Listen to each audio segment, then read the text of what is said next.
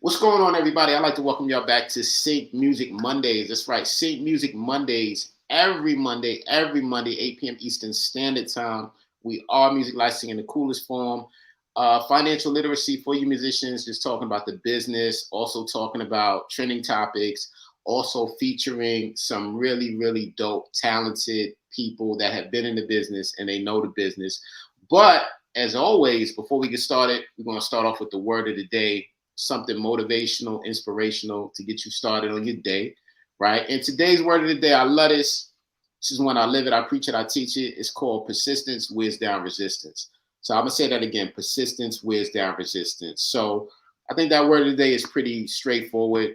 A lot of times in life, what they say, life be life, and so things happen, situations happen, but you can't get discouraged. You can't get down in the dumps. You always got to try to find a way to maneuver so you can make progress in life, right? So, never look at anything as a loss. Just view that as a learning experience, and you can utilize that as a building block for the foundation for your success. And that is the word of the day.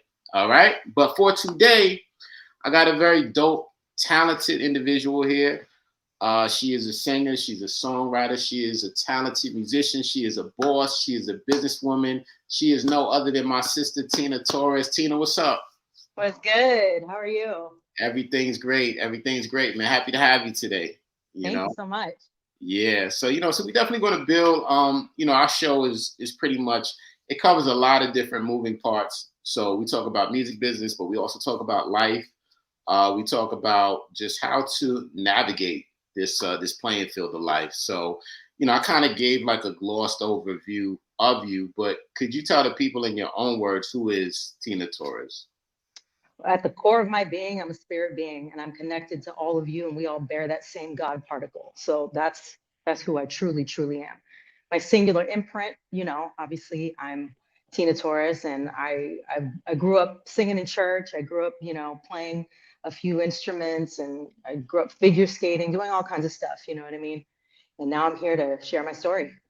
I love it. I love it, Tina. I love it. So I said you grew up in church. What type of religious denomination was it that you grew up in? We were mainly under like non-denominational. Well, there's Assemblies of God, which is a specific denomination, but more on the Pentecostal side, Okay. and then we branched out into many other denominations. And my dad was a traveling preacher, so we just kind of dipped in everywhere within Got Christianity.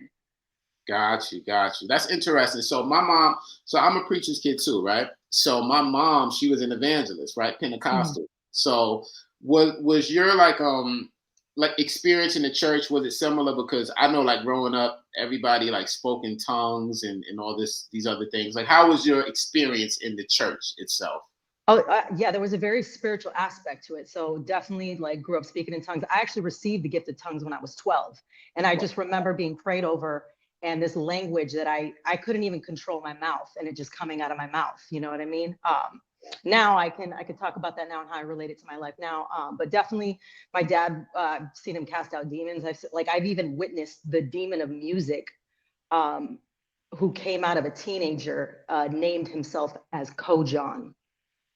Wow. So, and then, music was always a heavy component too. My sister used to lead worship. I would lead worship with her. And, people would just come from all over. When we did have a church eventually, because my sister was able to really tap in and, bring that presence in, even though the presence is always there, you know what I mean? But she just was gifted and anointed through music, and it drew a lot of people to our church. Wow. Wow. Well, Tina, I can already tell this interview is going to be dynamic because there's a lot of moving parts there. Like, and I gotta revisit a lot of stuff that you say because it's very dynamic. But I guess we'll take it piece by piece, right? So, Okay. because I saw something where you had mentioned growing up that it was, you felt it was like a borderline cult. I saw something like that. So can you kind of elaborate on that, like what you mean by that and what that was like actually going through? Well, when people are drawn to Christianity because they want to receive, they want to feel love, they want to feel acceptance, they want their sins to be forgiven. So there's a certain void that you're missing. The only problem is that once, and churches are a little bit different now, but this happened a lot back in the day, is if like you wanted to now maybe move on somewhere else, or leave a particular ministry, you were kind of looked at as, there was like a stain on you, because you were stepping outside of the community, outside of, you know what I mean, accountability and like-minded people. Friendship with the world is enmity with God. So you're going to go hang out with those people, then you're not a friend of God, things like that. Like just a lot of mind stuff that toys with your will and what you want to do. Yeah, yeah, absolutely. It's almost like it's kind of like manipulation, right? Psychological manipulation to tell you, well, Hmm. you're stepping away from God if you step away from us. But it's not that Yeah. you're stepping away from God. You might not particularly just want to be associated with this group over here anymore. You Yeah. know. Yeah. So wow. So what did you guys have to, I guess, endure when that time came when you didn't want to be with a certain type of sect anymore? Well, for me personally, like I just remembered seeing people that like left our ministry, them being ostracized. And then me, when I was 17, starting to look at the world and, starting to sneak in hip hop music and all that. And because I wasn't allowed to listen to any secular music growing up. We Mhm. weren't even allowed to listen to Christian rap and rock. Yeah, Really? it was, yeah, because we were part of a bunch of people. There was a man named G. Craig Lewis who was going all over the world talking about the sound of music. My father also traveled the world speaking about the sound of music too. And we ended up coming into contact with G. Craig Lewis. But G. Craig Lewis was also speaking against gospel people like Fred Hammond and like everybody in gospel. What? Everybody And loves Fred Hammond. How you? Yo, that's crazy. I Wow. know, I know. But I mean, there's it's, lines can get fudged. So I'm still, I still have some thoughts about that, but you can clearly see what's going on here. And then even now, you can kind of see how like the mainstream Christian world has really been conjoined with Hollywood. Hmm. TD Jakes. Like I grew up like watching TD Jakes right there. I'd be like falling asleep, and then he was so loud. I'd be like, you know what I mean? But now we have all these allegations coming out, and if you can read energy and you can kind of see where people, who you associate with is pretty much your crew, Right. and so we're just kind of seeing how that's all kind of tied together. Yeah, yeah, yeah. No, absolutely. And you know what? To piggyback off of what you said, I do agree with you because I kind of feel sometimes like like with the Christian music industry per se, right? I think back in the days the lines were clearly defined, so there was no room for misinterpretation, right? If you heard No. Shirley Caesar, you heard certain people, it was Jesus, this is my God, this is who I serve. It has become so watered now, you can't even tell who they're talking about. So they'll say, "Oh, I love you."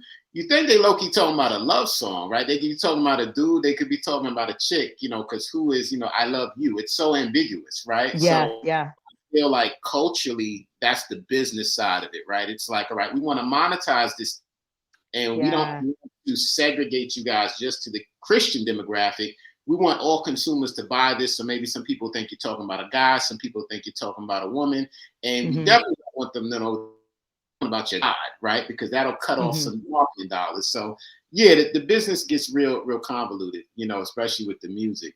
Yeah. So I definitely get what you're saying with that. One thing I wanted to ask you, so how did you get into the music? Because I'm assuming that was kind of a challenging transition coming from a Christian household that was super religious and you couldn't even listen to the music. So how did that come about and how was that transition like dealing with your family? Like were they mental? Were they, like how was that?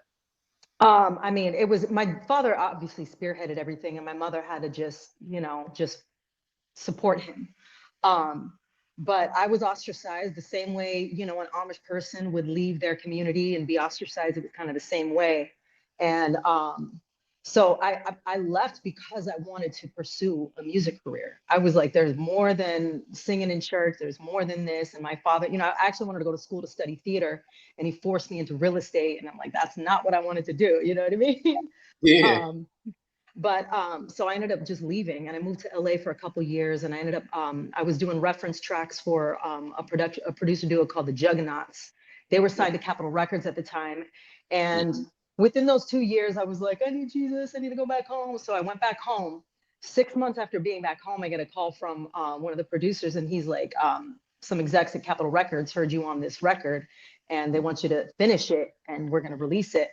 So I was like, yo, in order for me to do this, I have to leave home again. You know what I mean? Right. So I made plans to just leave home. And I just remember going through a lot of turmoil being back at home, because it was like there was this tug and pull to do more. But at the same time, I had this programming like, I need Jesus. I can't leave my family. I'm going to go to hell, you know, all that kind of stuff. Yeah, yeah. And so, and so the funny thing is my song, The Devil, it came out of this story. So I made plans to leave home. I ended up getting caught. And then long story short, I didn't end up going and doing that song. And I stayed home. And then it was several years later. And those few years that I stayed with my family were very pertinent, because that's when I started dancing salsa onto New York style mambo. I started dancing ballroom in that. And then that led me to my journey to New York. And when I moved to New York at 24, it also, learning to dance mambo opened up my world to this whole world of Latin music, which I wasn't really allowed to listen to growing up. You know, I grew up on gospel and worship music and all that. So I started to resonate with these roots of mine, you know. And then when I moved to New York, I was noticed by people in the Latin scene, and I started singing with Latin bands all over the city. And then started to develop my sound, and I started to not only just like resonate with the sound, but the history of the music. And I was like, yo, and delving into the history of the music gave me a lot more insight into society and where we're at today, and even the lies that were told. Mm. So that's kind of how it all came about. Wow. Wow. Yeah, that's deep. That's deep. And when you talk about like the lies that were told, can you elaborate on that? Like what were the stark differences that you noticed as Well, you became, more in depth and immersed in it? well, particularly hip hop. Hip hop was a collaboration of kids on the streets, everyone from Blacks, Latinos to Italians and Jews. And I call hip hop the bastard child of Latin music, because in the late 60s, we had a genre called Boogaloo. Boogaloo is a fusion of R&B and soul and Latin rhythm. So the kids were influenced by the salsa music, the mambo, and they started taking that, they started playing on boxes on the streets, and they started rapping. They didn't have and we're even kind of like, I'll go into that in a little bit too, but so what we're told today about who hip hop was created by, like, oh, it's a Jamaican, like, okay, there were influences to rap and to sound a certain way through reggae music and all that, but people have to understand it was a collaboration of influence that came together with Blacks, Latinos, Puerto Ricans, and Jews in New York City. You know Mm-hmm. what I mean? But then what I'm talking about now is that even though they were on the streets doing it organically, uh, I believe now the CIA brought organization to hip hop and paid off people like Africa Bambaataa and KRS-One to Mm-hmm. infiltrate the neighborhoods and to now program. Now, if you listen to hip hop, early hip hop, you hear Latin percussion in there. It's got bright major chords, you know what I mean? Bright melodies. And then all of a sudden it takes a turn and it's this dark minor chord. Now, that's the sound of the police. And it's like all of a sudden people don't realize that frequency is an uprising. Now, instead of trying to impart life into people, now you're imparting anger so that they can uprise. Instead of somebody learning how to come out of a situation in a positive way and build yourself up like that, now let's take to the streets and let's be anti-police, and that creates war. War is waged against within society now. Mm-hmm.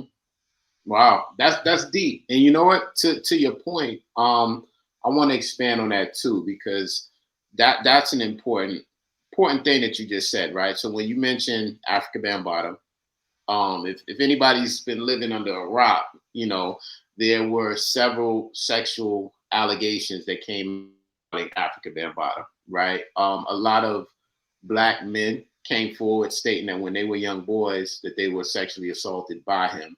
Mm-hmm. What's your take on? I think like the state of the culture a lot of times is like we tend to hear about these things and then all of a sudden they just go away. They go quiet, and it's almost as if they want you to just be in a fog, right? So it's like, yo, Mm-hmm. everybody pop Cristal, everybody go to the parties, VIP party, and it's like, oh, wait a minute, but this guy's saying he got sexually molested, and they make it go away, and then this happens over here. So what's your Mm-hmm. take on culture, like, this toxic culture that we're immersed in? It's definitely fear based and what I call get this money based. Because everybody is out for themselves. Everyone, mind your business, you don't snitch. That is a low vibrational poverty mindset. Because we should be looking out for each other. We should be looking out for your neighbor's kids. You should be speaking up when you need to. And that street mentality needs to go away with, because we need change. Yeah. And I'm sorry, what was the question? I think I veered off a little bit. No, you were on point with it, because I was asking, like, how do you feel about this toxic culture where it's like, it's almost as if they want to keep people spiritually and mentally inebriated, right? So let's give people all the alcohol, let's give them all the drugs, let's give them all the sex, all the distractions. But when serious conversations come up, like, hey, this person got molested, or this person got sexually assaulted, whatever it is, they want to diminish those conversations and they don't want to talk about it. Yeah. And a lot of it has to do with, like I said, it's money based. And that means if you say something, then someone who has more power than you can pull the plug. You'll lose your connects, you'll lose your contacts. And, that's just the kind of world we live in, unfortunately. Yeah. I wanted to touch on something too, Tina, because I know this is a sensitive topic, but it pertains to that, because I saw something where you were talking about being raped by a producer that was affiliated with Diddy. So, I mean, if you're comfortable talking about it, I would just, want to know, like, what happened with that? Like, how did that even come about? Well, I met a producer, platinum selling producer. And next thing you know, I was being introduced to Diddy over the phone. And he had my number. So for I was being shuttled all over New York City for like a couple weeks, being in meetings. I was meeting famous people every day. Diddy invited me to his apartment in New York. I was just late getting ready, so I didn't make it. He also invited me to Miami, but before that Miami trip was able to even happen, I went from being in a meeting, a business meeting with a bunch of people, to waking up in my apartment in New York City, choking on throw up and it looking like a murder scene. So I said something about it, and because I said something about it, they just kind of quiet. They're like, okay, they made me feel like a little okay, but they pretty much just discarded me after that. You know what I mean? And it was just like, all right, nice knowing you, peace. Because I Wow. wasn't with the shits. And the funny thing is, I always said after that, I was like, Did he know I wasn't with the shits? And then when I see him, when Young Miami did her first episode interviewing him, she said something and he was like, yeah, that's why I like you, because you with the shits. And I was like, oh my God, that's what I would say verbatim. You know what I mean? So it was just protection for me, that I missed going to his apartment. And the fact that that happened before I was even able to set foot in any type of party like that. Yeah. When you hear about the things that Cassie had alleged, how do you feel about those things? You definitely liked it. Was it kind of like a full circle moment where you were like, definitely do? Yeah. And I'm like looking at that, I can understand how, like, people, well, why didn't she speak up sooner? I can like it becomes a world of mind control and manipulation. You know what I mean? So I have two thoughts about that. One is that she was a sex slave and that she was manipulated, controlled, all that. And secondly, there's another one that she went through all that, but now she has graduated to madam. And there are certain things that celebrities wear when they're at certain events and fashion events that alludes to the sex trafficking business. So I just, like, especially when you see women in like business suits, I've kind of I picked up on that. Like, those are like women that have graduated to like an upper position, a handler type position. Mm, mm. Wow. So I don't know. That's my speculation. You know what I mean? Right. Right. Of course. Of course. Wow. Yeah. It's very convoluted. It's a lot of layers, especially in the business. And to your point, when people are in the industry where their livelihood is contingent upon them playing ball, right? For lack of better words, that's where the silence comes in. So I hear people say, "Oh, well, silence is not necessarily, right? Some people are silent for different reasons, out of fear, right? Yeah. Out of retaliation, and when people feel disenfranchised, when they feel like they don't have power, then sometimes they're silent, right? Yeah. They're afraid of retaliation. So wow, that's heavy. That's really heavy. Wow. Keeping up with this, one thing I want to ask you too, in terms of the state of female rap, because I know back in the days, like, we had Lauryn Hills, we had a lot of artists that they were just very powerful, right? Like Yeah. you heard their voice and you knew what it was. You could hear the talent. And a lot of times they had a message too. And nowadays, I won't say it seems like, I just call a spade a spade.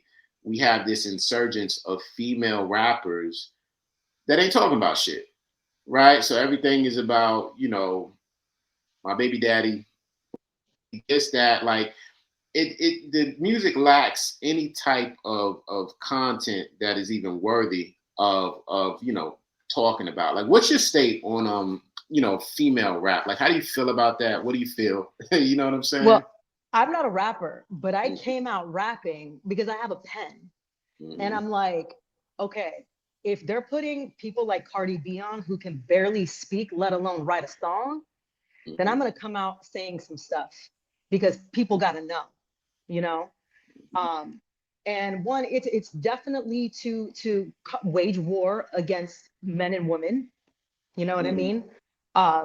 It's to wage war against the female, against herself, where these young girls are thinking that, they're on OnlyFans thinking that they're going to live this wonderful life and make all this money. Now we're seeing the repercussions of these women being on OnlyFans that were influenced by these rap records that Mm-hmm. it's telling them, like the song I Like It Like That was my idea to sample. I told one of the ghost producers on Cardi's album. Now, some other guy in New York came out saying that and I'm like, then homie, speak up, because I'm like, I know I had this idea, so you can't take that away from me. And next Mm-hmm. thing you know, someone a year later is like, yo, Tina, hear this, because they knew the sound I was trying to create. And I was like, really? She just really defecated on my record? But if you really listen to the lyrics, it's talking about prostitution. She's like, oh, I need them dollars, beat it up like pinatas, tell the driver close the curtains, bad bitch, make him nervous. And Mm-hmm. we have children listening to this, dressing up as her for Halloween. And then we even have her doing episodes of Baby Shark. And so my question is, why do we have an adult entertainer doing infant entertainment? Because they specifically want to hypersexualize the youth. And the thing about the hypersexualization is by the time that they're 18, this is scientifically been proven, they will be subordinate citizens who will not be able to stand up for their civil rights and individual liberties. It's just what happens when you hypersexualize them. And so all these young girls, after they've made this money, they're now going through a lot of mental issues because this isn't, it's just not how, it's meant to be. Yeah, yeah, no, definitely, definitely. Yeah, it's all marketing and manipulation, like, yeah, it's sad. It's sad. Like, so I guess what do you feel would be the resolve? Because it seems like culturally, the music industry goes in waves. So they're always chasing the dollar. They don't necessarily chase the talent, they chase the dollar. Every Mhm. now and then we'll get like a glimpse of hope where there's a musician that is talented, that has something to say, and they make the money. But those cases are far and few in between. So, what do you think is the resolve? Like, what needs to happen? I mean, is it something where it has to be consumer generated change, meaning that, hey, we speaking with our dollars, we're no longer going to support this type of ignorance? Like, what do you think is the resolve for this? Now, I've been thinking about this. Now, I don't necessarily want to create a credentialed society when it comes to music, but I'm thinking that might be the way, because right now we have all of these young kids and young kids that are calling themselves producers that are basically piecing together samples and calling themselves music producers, and they have no music theory education. They really don't know what they're doing. Like, I had this one kid that I was mentoring, and he just kept sending me tracks. Oh, listen to this. And I'm like, bro, this sounds like hell. It's out of order, it's off, it's just off. And they just don't know. They just think that they can go and experiment. Like, yeah, you can go in the kitchen and put maple syrup and some salt and all kinds of stuff in the pot, but is it going to actually taste good? So they really don't know how to cook. So I think before these kids are allowed to even set foot in a studio or purchase equipment to be able to put out music, and maybe there should be some kind of program where they can do that, start to learn. But in order for people to actually release music, I believe there needs to be some kind of credentialed hierarchy established, because soon enough we're getting information and about music. Soon enough, people will be choosing their music the same way they choose their food.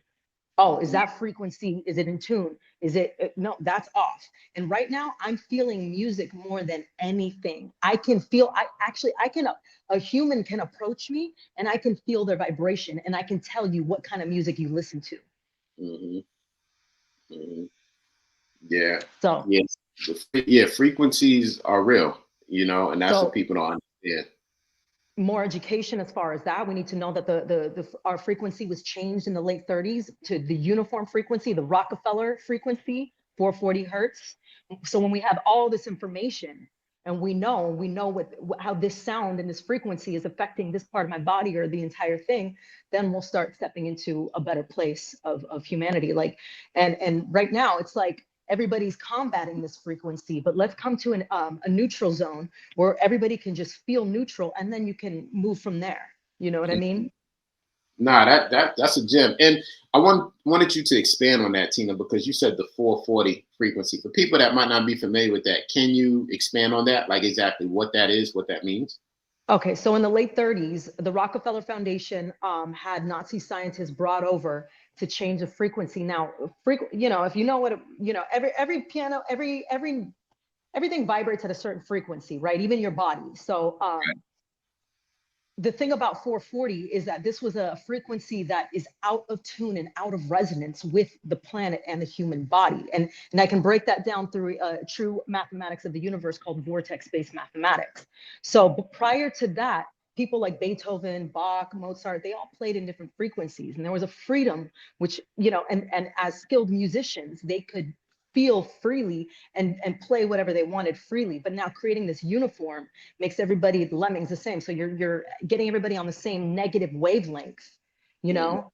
So, but we want to create the new uniform, which is 432, and 432 equals 432 equal 9, which is the largest number in the universe that we have. And I'm speaking about vortex-based mathematics. Yeah, we can start to stack and build on numbers, but vortex-based mathematics it also teaches us the Fibonacci sequence, which Tesla used for his coil to power things up with electricity.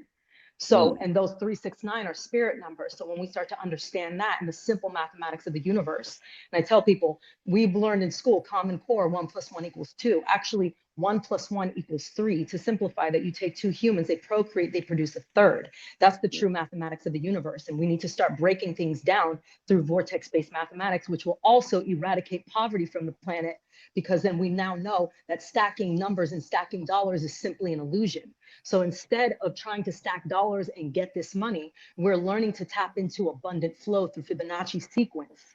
And that Fibonacci, and it allows us to just move about the earth and move about our lives in the most abundant way so that we can all experience joy and peace. And so my interactions with you, I'm not out to get anything because I'm already lit. I'm already tapped into source energy. I don't need anything. And then we can have pure, beautiful human exchange. Mm-hmm. That's deep. That's deep. And yeah, when you think about it too, yeah, that makes a lot of sense though, because if you're already engaging somebody and you're already complete, that means there's no need for you to try to take advantage of them, try to get anything from them because you're already fulfilled from an Mm-hmm, individual. Right?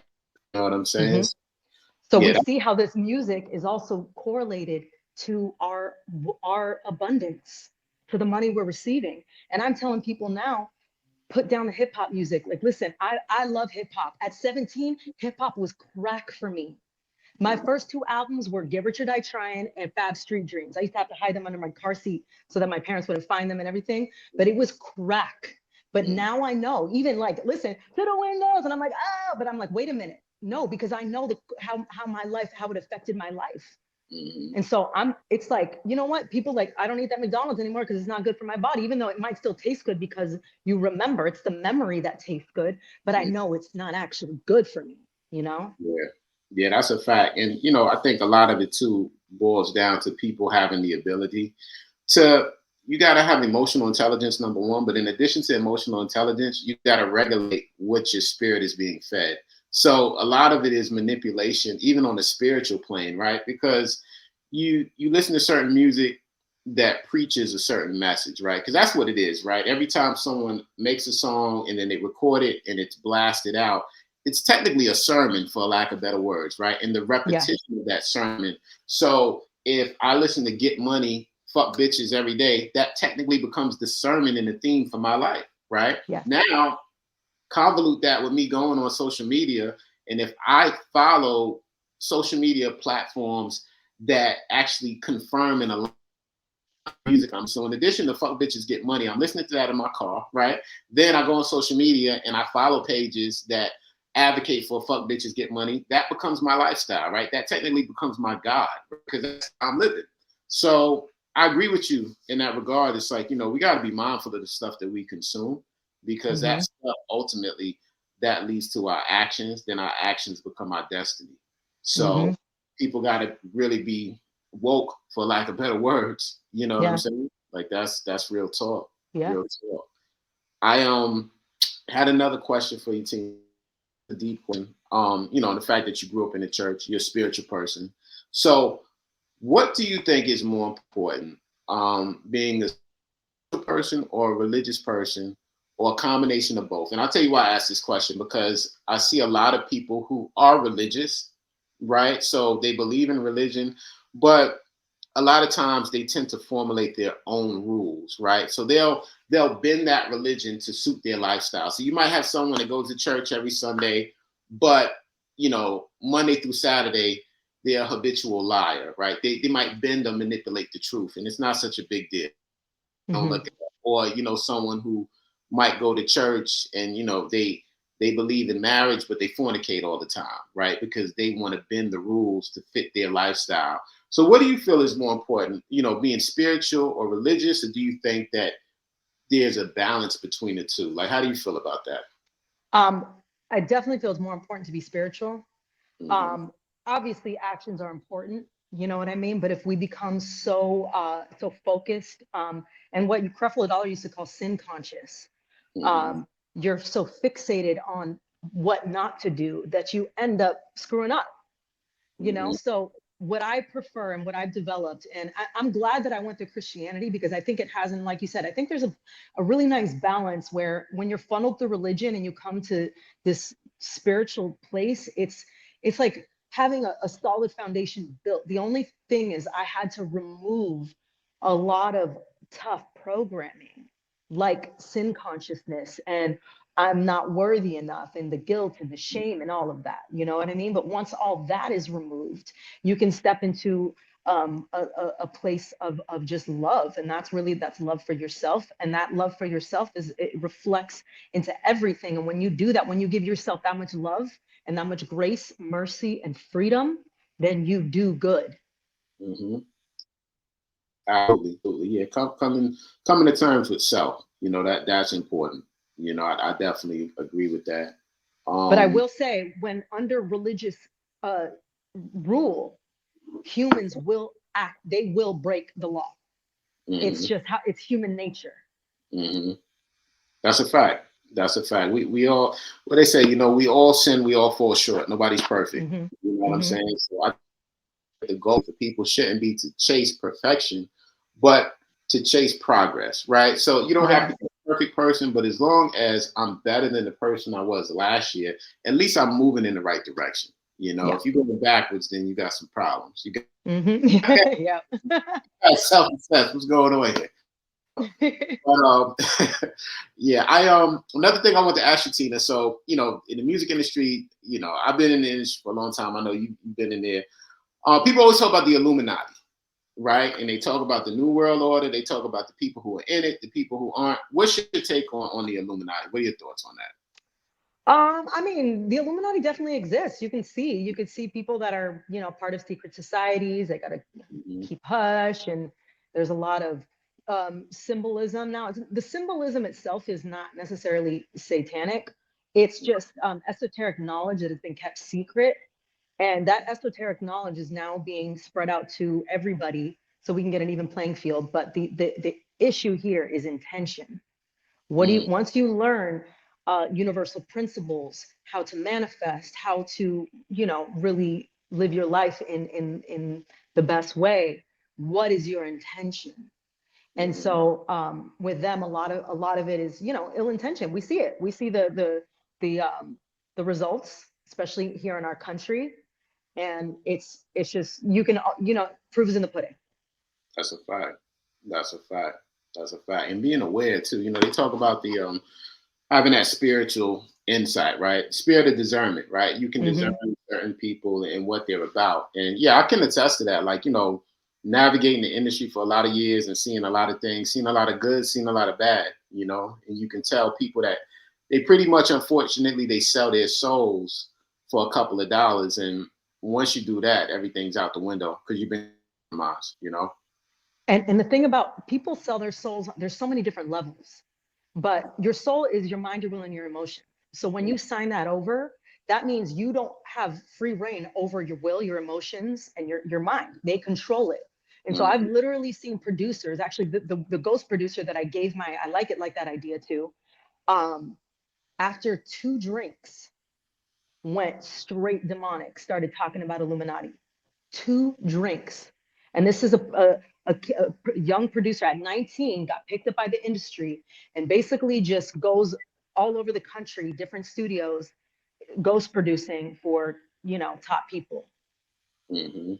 What was he saying, Tina? Like what type of things was he saying? I'm trying to remember verbatim, but you could just tell, like, it's just like he was gone. You could see it in his eyes. There was a glaze, and then Mm-hmm. his voice changed, and then his face started like contorting, and then Mm-hmm. he was just like saying some dark stuff. Like I don't remember verbatim. It was like 2019, if I Mm-hmm. remember, and Mm-hmm.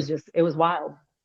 Yeah, that's wild. It's like, you know, you gotta protect your energy at all costs, you know. And I always say anything that costs you your integrity is too expensive, right? Yeah.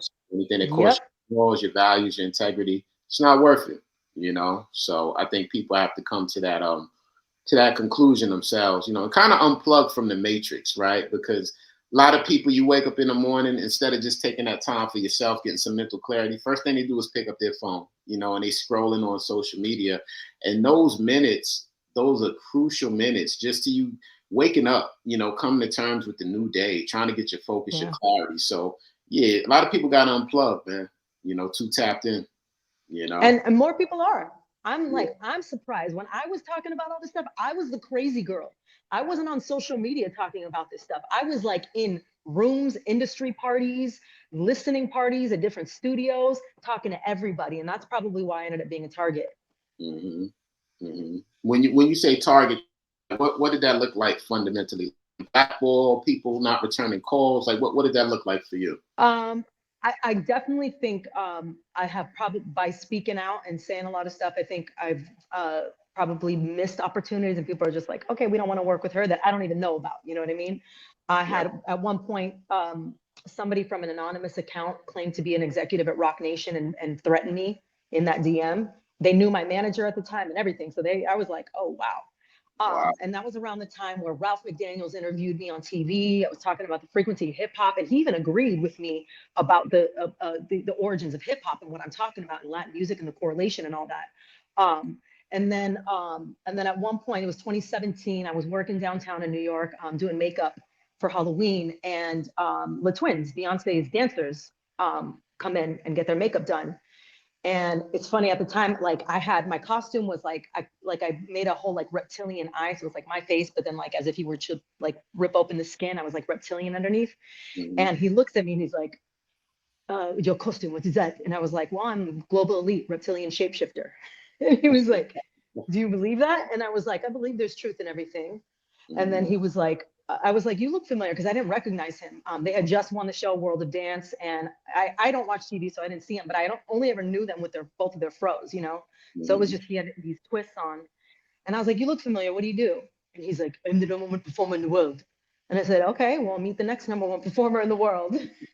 And he took my phone and he put his number in there, and he made sure to note that he was Lit Twins, and I was like, "Oh shit, Lit Twin," you know what I mean? hmm And so I ended up meeting up with him later that night, and we went to a pizza joint after. And as I was eating my pizza, now mind you, I wasn't attracted to him. I was just like, hey, I have a new friend, maybe, you know what I mean? Um, and as I was eating my pizza, he was like, "Oh, I know how you feel about me. I know you want me." Like kept like spoken incantation over me, and it was crazy. And I just remember like eating my pizza, like, okay. But then after that, I was obsessed with dude, obsessed. And ended up finding out that, you know, I was being played. He had a girlfriend in Paris, and it messed me up vibrationally, emotionally. I got on social media. I started infiltrating his fan base, made myself look bad. But, Wow. you know, a lot of his fans, you know, they came against me. But then there were some that were like, listen, we know the twins are shit with women. Like, just move on with your life. You're talented, beautiful. Like, don't worry about him. Mm-hmm. And I was just, you know, and it did mess me up. And then the funny thing is too, um, it was probably 2 years later, I went to perform at this dance festival, this Latin dance festival in Tampa, and they had been hired.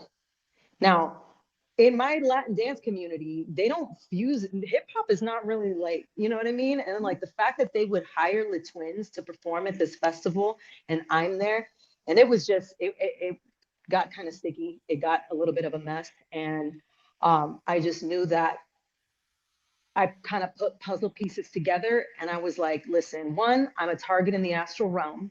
So Miss Tina Lawson, she knows me. She knows who I am. They know me.